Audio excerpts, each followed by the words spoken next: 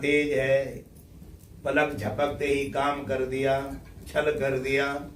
लेकिन परमात्मा कभी पलक नहीं झपकता, वह निर्पलक देखता रहता है। इसलिए मानव उस परमात्मा का चिंतन करते हुए आगे बढ़े। यजुर्वेद के 35वें अध्याय में वर्णन आता है, बड़ा सुंदर वर्णन है। यदि बच्चों की आयु कम है तो ये माता पिता का बहुत बड़ा दोष है। अल्पकाल में यदि बच्चे की आयु कम होती है, फिर ये माँ जी ऐसा ही होना था, ईश्वर की व्यवस्था के आगे क्या कर सकते। नाना, ये माता पिता का खान पीन का दोष है, दिनचर्या का दोष है और नियम संयम का दोष है। तो वेद शास्त्र में आता, माता निर्माता भवती, माँ जैसा संतान चाहे वैसा निर्माण कर सकती है। लेकिन माँ को, माता पिता को तब करना होता है। अब इतना तब संयम है नहीं, बच्चा चाहिए। तो उसी प्रकार से कहा में जो वर्णन आया मंत्रों के अंदर, इस संसार में आए हो तो अधिक से अधिक आयु जियो। इतना सुंदर परिवार मिलना, आचरण मिलना, स्वभाव मिलना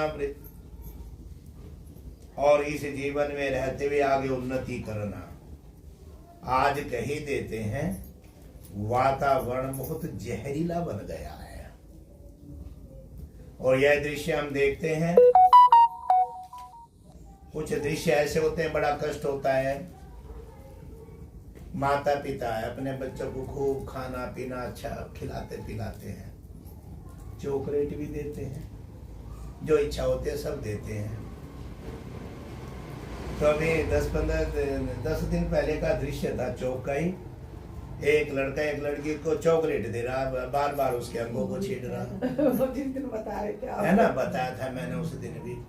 तो कहने का तात्पर्य यही है, ये बहुत बड़ी कसक है। यदि हमारे पुत्र पुत्रियां विपरीत मार्ग पर चलते हैं तो जीवन बचा हुआ क्या है।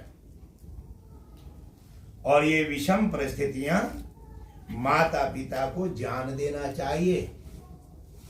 माँ पुत्री को व्यवहार सिखावे और पिता पुत्र को सिखावे। जो परिवर्तन होते हैं, शरीर में परिवर्तन होते हैं, आचार विचार व्यवहार में हम उस मार्ग से निकल करके आए हैं, तो माता पिता अपने पुत्र पुत्रियों को सावधान करें, शिक्षा दें में संकोच न करें।